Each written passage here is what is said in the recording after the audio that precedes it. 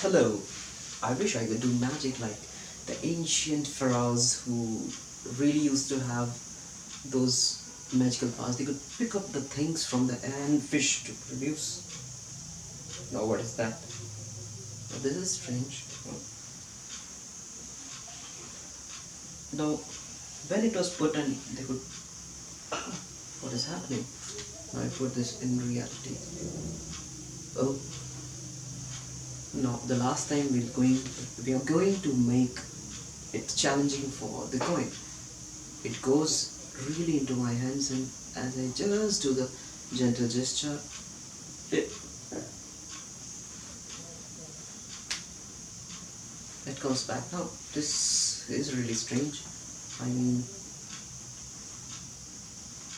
oh, oh. And the last time, I don't know what it is. That maybe no, I should put this coin back into my pocket. The magic was not as flashy and hold the glamour as it used to have today. In early days, it was associated with the witchcraft, the black magic, and the ones who are the messengers of demons. They were not always were seen in a bright light, and it was a notion that they are just the wicked people, charlatans, pickpocketers. In Bartholomew, there's a small area in northwest London. There used to be carnival each year, and this was a huge attraction for the entire area because lots of people, richest of rich as well as poorest of poor, used to visit that area, and there were all sorts of entertainments provided for who were vying for a penny. There were acrobats, fire eaters, violin with caretakers, then puppeteers, and also there were conjurers. The most famous among those conjurers was the guy named Isaac Fawkes. He used to perform in his theatrical booth, and imagine passing from there and you see a poster in which he was being shown dressed as a gentleman wearing a powdered wig and producing from an egg bag hundreds of eggs.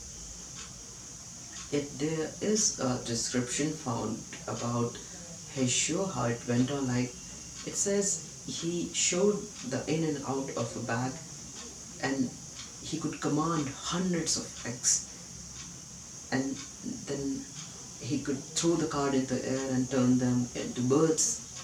He can change the value of the card by just flicking on it, change them into any picture he wanted. Then that bag used to swell and came out of it showers of golds and silvers, and then fowls started running. Fowls, I mean, kind of hens, started running out of it. He's said to be one of the pioneers who brought up from the dark age of magic to this stage presence where you can turn it into a profitable business, and people have stopped doubting it as something wicked. His show eventually started to display the designs of Pinchbeck. Pinchbeck was an engineer who actually designed many of those machines at the time who were quite ahead of that age. It included illusion. It was not an illusion, I'd say, yeah, but maybe from which a seed can grow into a tree and it can give you the ripe apples in less than a minute. Now this was something very much the audience saw it in strange awe and terror, since he was showing such things which were really elusive and special for that moment. For people of that age who weren't quite habitual or seen those level of technology, he was showing them. And it is said that he was truly the pioneer of advertising. Many of the the articles that used to appear in the newspaper were written by him. He used to pride over the performance he has given in front of the many dukes as well as the princes, and having hold them with such conviction that he was really a great magician. And at that time his performance was seen to be a benchmark with which other conjurers of that time could compare and see how far they're performing or how good is their promotional value or the way they are presenting onto the stage. So Isaac Fawkes can be said to be it's said that his magical illusions did not include something extraordinary. It was very simple trick, but his main strength was the advertising marketing. He did it so well that he had gained the fame not just in England but across the world. That time the people knew that there was someone who was Guy Fawkes, and this Fox is can be turned into another pseudonym like Fox, Faux, as it was in reality for him. It can also be turned into Fox or Faux, a synonym for the felonry, the fraud. Maybe it's how it is shaped over the years. And this was the time when there were just the Europe was passing through a stage where anything bad that was happening was blamed upon the people who were associated with such kind of unexplained things. So the Fox was quite attentive in this term that he kept distancing himself from any sort of witchcraft or black magic, and he gave the impression that he's not something that is trying to elude people, but rather presenting it as a form of entertainment.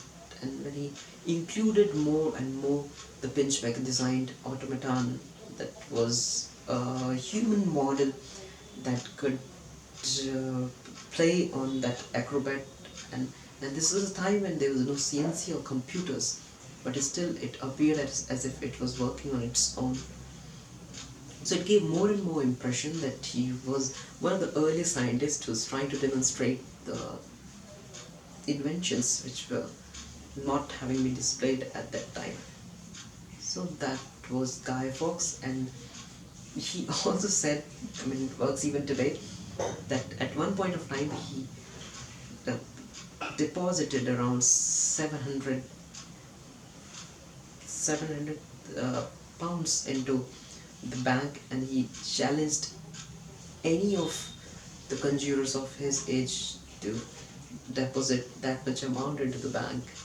So it was a sort of marketing that worked for him, and when he died in 17 of 32, he left considerable amount of fortune to his wife Alice, and later on his son did continued his legacy for a while, and then they turned their business into puppeteering.